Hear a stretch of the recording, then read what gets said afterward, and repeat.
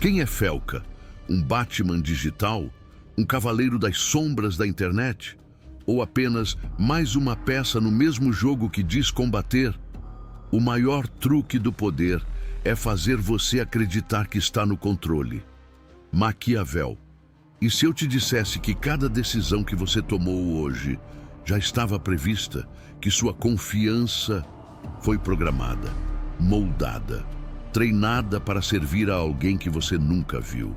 O que une um influenciador cercado de jovens vulneráveis, uma líder religiosa acusada de um crime que chocou o país e um príncipe italiano do século XVI? Mais do que você imagina, porque o fio que costura essas histórias é o mesmo: a manipulação como arma e a sua percepção como campo de batalha. Lei número 3 das 48 leis do poder: oculte suas intenções. Nada é o que parece, principalmente no jogo do poder. E enquanto você acredita estar escolhendo, na verdade, já está no tabuleiro. Mas a pergunta é: você é jogador ou é apenas mais uma peça? O nome é Ítalo Santos, um influenciador que transformou o próprio cotidiano em espetáculo. Jovens vivendo sob o mesmo teto, regras silenciosas, rotinas repetidas diante das câmeras, uma audiência que assistia sem piscar. Aqui entra a lei número 6 das 48 leis do poder: atraia atenção a qualquer custo. No jogo do poder, invisibilidade é morte. Então crie algo que faça todos olharem. E se não houver nada para mostrar, invente. Ítalo criou uma narrativa de superação e caridade. Mas como toda narrativa, ela tinha bastidores. Bastidores que não apareciam nos vídeos. Denúncias surgiram. Investigações começaram. Acusações sérias que não vamos detalhar, mas cujo peso é impossível ignorar. Ainda assim, aplausos continuavam ecoando. Lei 25. Recrie-se. Mude de pele.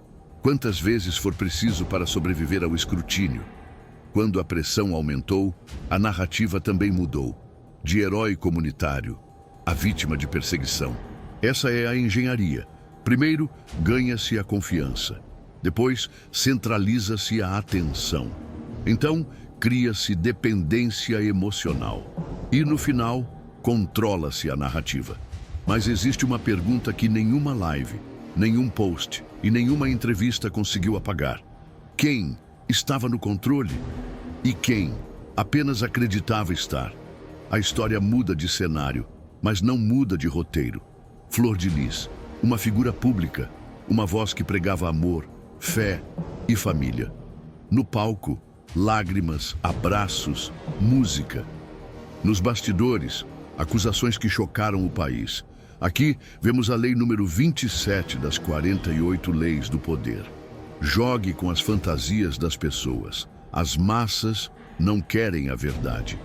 Querem a versão que as conforta. É por isso que reis se cobriam de ouro, enquanto o povo passava fome. É por isso que cortesãos distribuíam pães, no mesmo dia em que aumentavam impostos. O mito da benevolência sempre foi a armadura mais resistente. Quando você veste a capa da caridade ou da fé, pode mover peças no tabuleiro que jamais seriam toleradas sem ela. E o mais perigoso, não importa quantas evidências surjam, quem está preso à fantasia defenderá o mito até o último suspiro.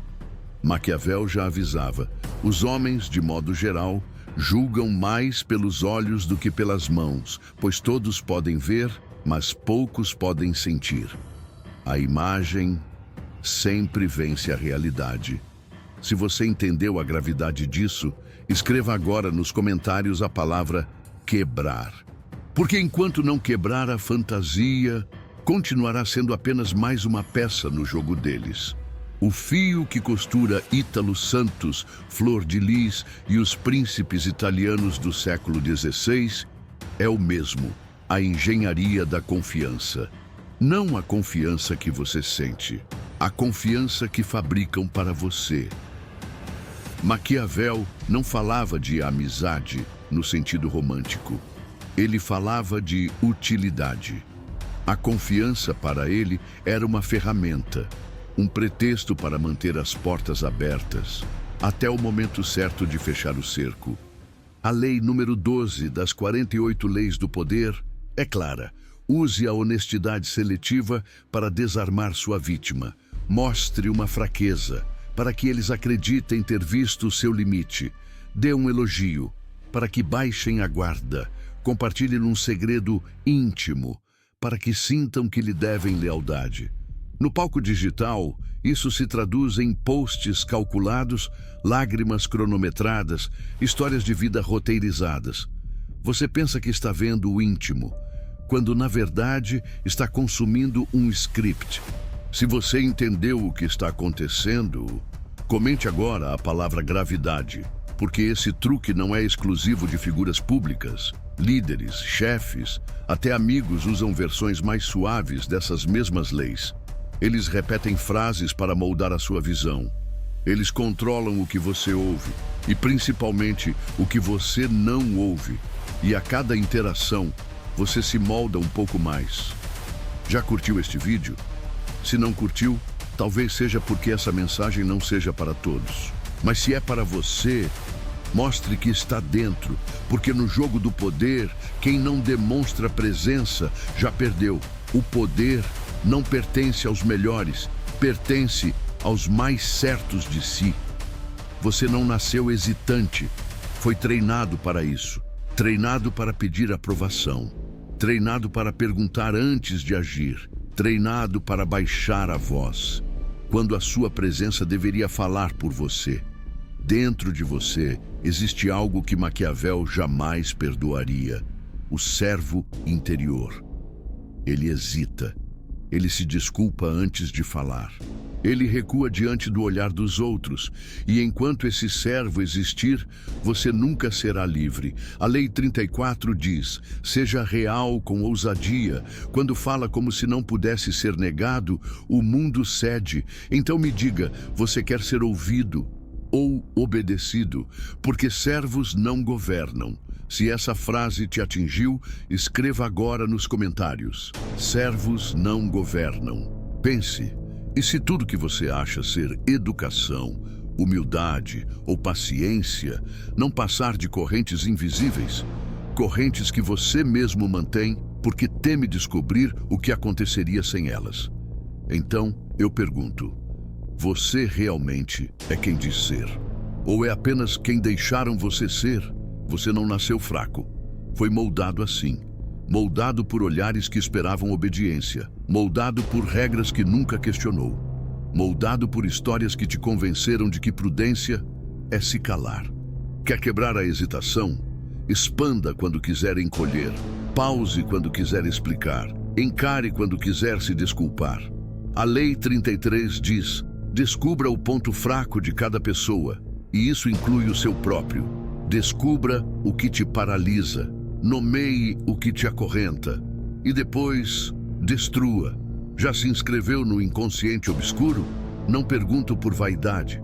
Pergunto porque, se você sair agora, vai voltar para o mesmo jogo que te mantém preso. E o próximo movimento não será seu. Imagine uma corte inteira, em silêncio. Todos os olhares voltados para um único homem. Ele não tem pressa, não tem medo, não compete pela atenção. Ele cria gravidade.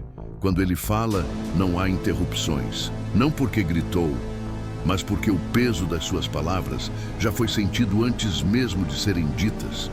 Você pode viver perseguindo energia, ou pode se tornar o centro inevitável onde tudo orbita. E aí está a diferença entre quem joga e quem controla o tabuleiro. A denúncia que parou o Brasil não é só sobre um nome, é sobre um padrão: adultização infantil, laços emocionais usados como algemas invisíveis e uma audiência que aplaude, enquanto se torna cúmplice sem perceber. Felca mostrou a superfície, mas a verdade é pior. Quem é Felca? Um Batman digital? Um cavaleiro das sombras da internet? Ou apenas mais uma peça no mesmo jogo que diz combater? A criança e o adolescente têm direitos. Direitos que não são opção, são obrigação. O artigo 227 do Estatuto da Criança e do Adolescente é claro. A proteção integral é dever da família, da sociedade e do Estado. Felca fez a parte dele. E você, vai fechar a aba e esquecer? Ou vai começar a enxergar o que sempre esteve na sua frente? A saída não é para fora, é para dentro. Você já sabe onde está a porta. Agora, entre. Este é apenas o início da minissérie As 48 Leis do Poder. Vamos destrinchar uma a uma, para que você nunca mais seja peça no jogo da distração. O link para o livro está na descrição, não como leitura de conforto, mas como manual de guerra, inconsciente obscuro, a manipulação que você vive e não percebe.